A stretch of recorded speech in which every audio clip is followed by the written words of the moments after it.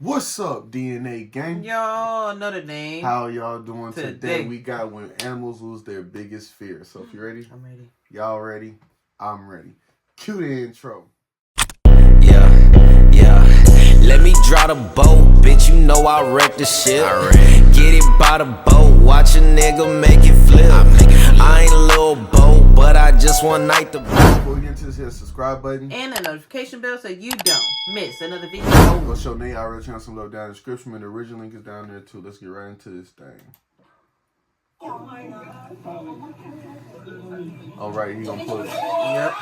Remember that You clip? think the government won't? They absolutely will. You remember that time the CIA tried to weaponize otters? To be fair, they tried it with a lot of animals, and when Central Intelligence initiated a program that basically turned animals into spies, otters were seen as the most qualified. And they're not wrong. Pretty privileged aside, it's a highly intelligent, tube-shaped, tool-using, breast-stroking honey badger that is every bit the predator. Someone said, give him a fedora, he can do a lot for you. Let's make otter agents, which led to the creation of the Otter Dossier. Side note, whatever they were planning apparently has something to do with MK Ultra.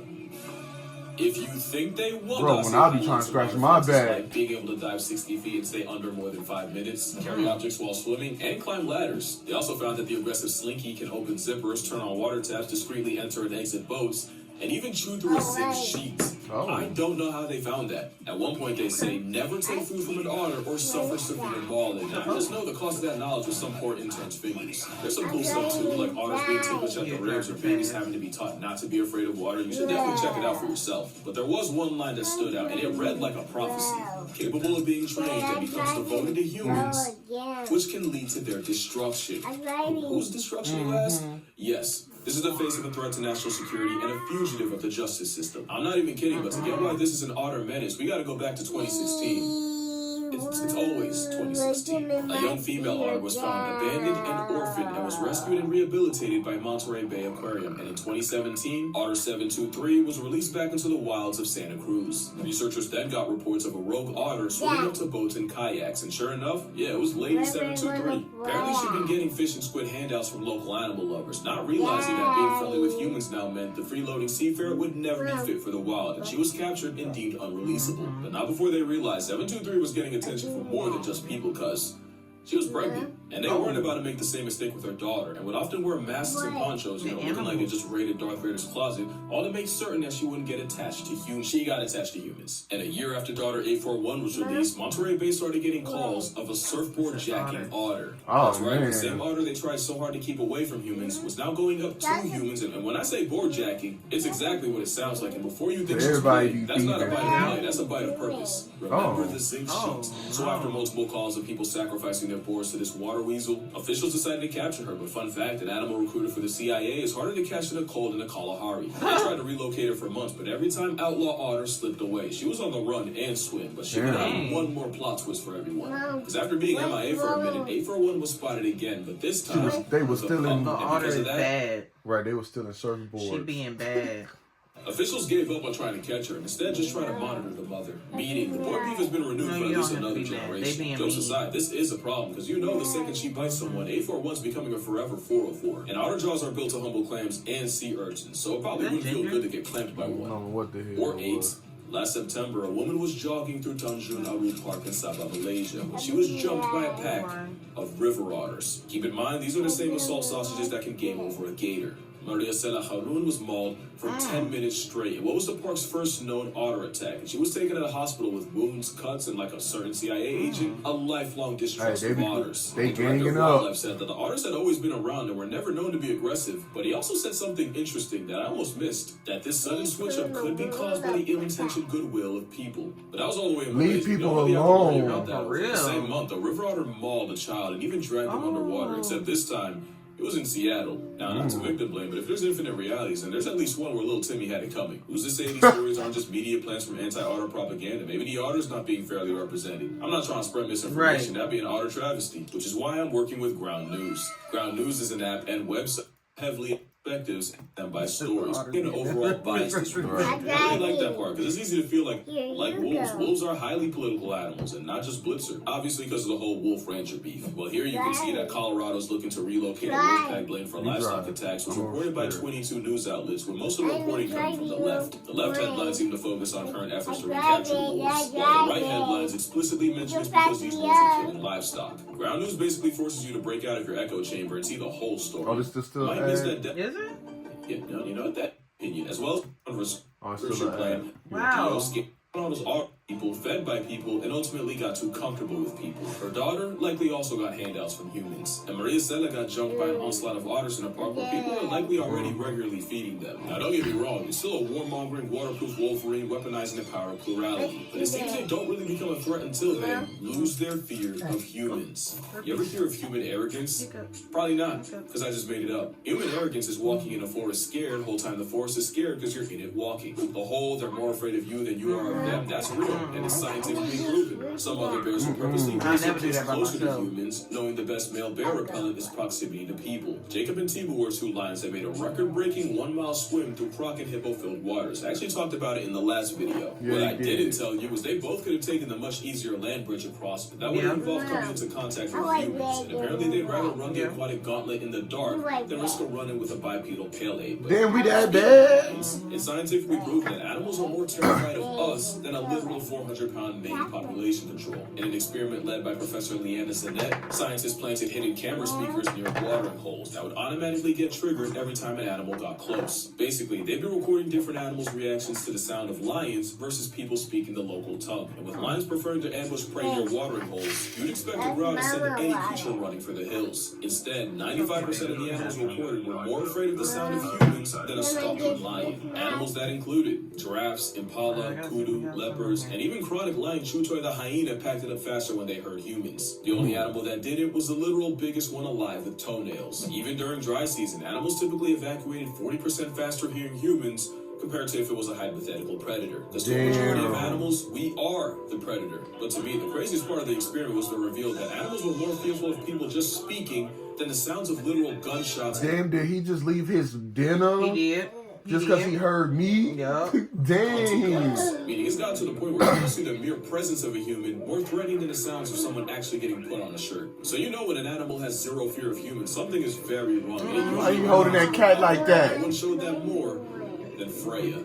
Freya was actually a walrus, famous for appearing in Oslo Fjord, Norway, several hundred miles south of where you'd expect a giant Arctic blubber ball. She was the first walrus in the Netherlands in 23 years, and pictures would go viral of her lounging on and sometimes sinking boats. And with her being friendly enough to approach people, the walrus would become a national and then international figure and was given her name. But you already know we can't have nice things. Freya didn't fear humans, and unfortunately the feeling was mutual, with crowds of people getting way too close to her, people trying to swim with her, and even at some point pelting stuff at her. Officials tried warning the public of, the health risks of playing with a 1,300-pound ship-retiring tusk seal, but even after Freya literally chased a woman into water, of course nobody listened.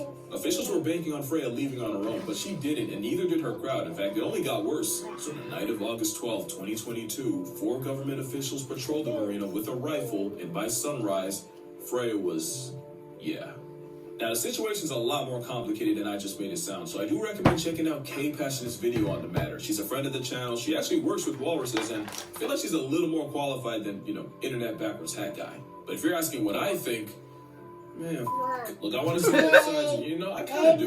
Airdropping an aquatic animal, especially one the weight of a buffalo, especially when tranquilizing isn't even an option, is a lot harder than you think. There's a good chance to stress with a flatline Freya anyway. It would only take her bumping into a child once to turn both into a hashtag. But if you're really asking me, I don't think euthanasia should have been on the table. Anything would have been better. Like, worst comes to worst, hot take. If someone actively chooses to cozy up to a 1,000-pound half-evolved snow hippo and gets past tense in the process, you really can only charge it to Darwin. And I don't know if it's a sea puppy thing gone too far, but I do not know that people decided to stop taking I don't know why. I know that clip is coming.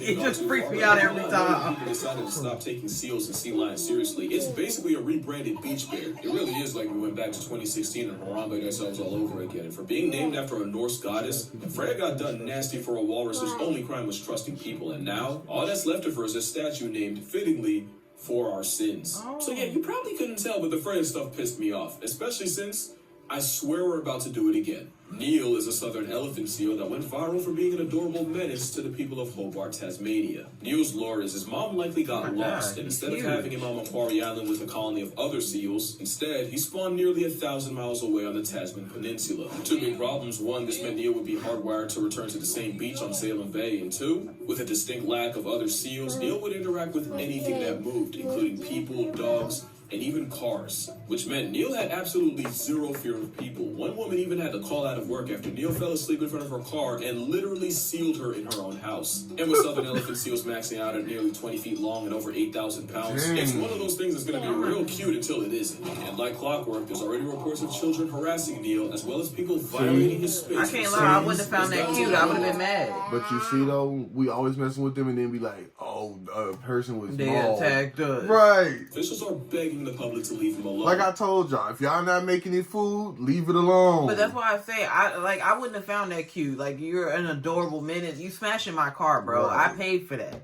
To not post him or share his whereabouts, basically gatekeeping the seal. And some of that might be on me. I literally talked about Neil earlier this year in a video with millions of views putting his name out. Now there's a chance Neil gets loved to death by the same people he trusted. So yeah, losing the fear of people could be a death sentence for an animal, but for some species, it got them erased. The Caribbean monk seal went extinct in the 50s after being hunted into oblivion, and their biggest downfall was their distinct lack of fear and curiosity towards people. Columbus even noted how weirdly chill they were, and for that, they got slaughtered. The dodo was a plus-size pigeon in the past that also got decimated by sailors, because evolving on an island with no predators meant they had no concept of self-defense. They were cooked. Crazy. The gray auk, which isn't a penguin, also famously had no fear of humans, and after going from 6 million in numbers to nothing in about 300-something years, yeah, we gave them every reason to. There was even an account of 2 ships murking 1,000 auks in only half an hour. And believe it or not, it's still happening. The harpy eagle's a popular target for poachers since they'll often just sit on a perch and let them approach. Also, being big enough to be confused for a fursona means some people just shoot it out of curiosity. So yeah, animals need to be afraid of humans. But what can you do about that?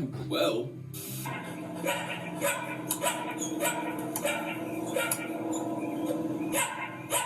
Quick pop quiz. You're being stared down by a coyote. Should you A, make yourself look bigger, Get away. B, spray him with Right, water, get away. Right. C, cause an absolute fucking scene, or D, put the fear of God in Wiley? Well, if you picked any one of these, you're wrong. It's actually E. Yes, you see, in college, hazing is something that gets fraternities shut down. In the wild, hazing is scaring an animal enough to factory reset its behavior and make it want to avoid anything human.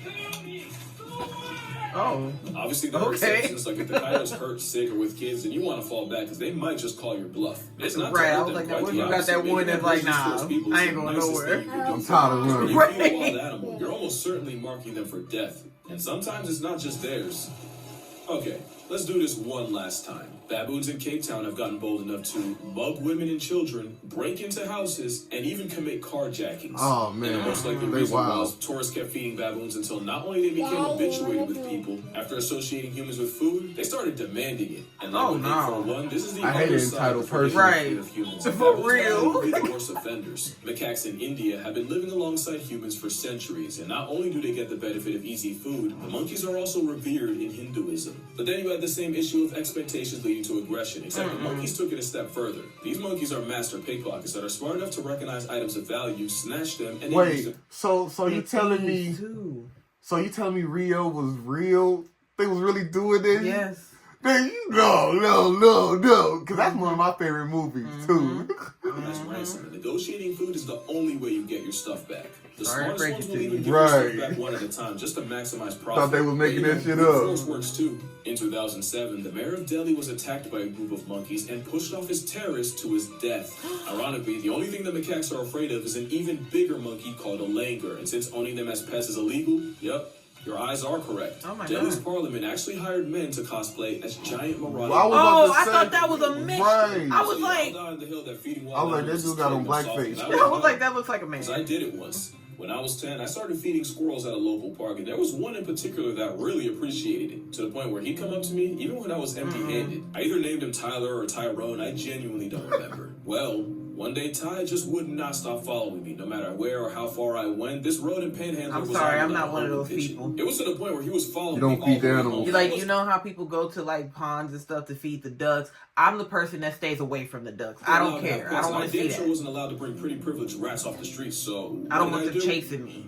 I took a nut, launched it bounced off a reservoir. I lived next to a reservoir, by the way. It landed in the street. My guy Ty followed, and as you can guess, the story ended with one less squirrel. I was not okay for a while. Damn. And don't worry, I get my karma later in life. When I got jumped by a pack of squirrels in the middle of New York. So where my cousin at? This is my boy. Yes, every word of that was true. Like an idiot, I fed one turned to two, two became six, six spawned 12, and that is unironically the most I've ever been afraid of 12. So what's the moral here? What can be killed with hate can also be smothered by love. That animals are best appreciated from a distance. That the CIA created weapons of utter destruction. Nah. How about leave these series the fuck alone? But yeah, that's gonna do it for this video. Drink water, hug your mother, touch grass, call your brother. If something. Right. That's why I leave animals alone. Stray animals, I don't mess with them. At all. But hey, we'll catch y'all in the next one, man. Peace out. We out. By the boat, watch a nigga make it flip. I ain't a little boat, but I just one night the bitch. One night, they don't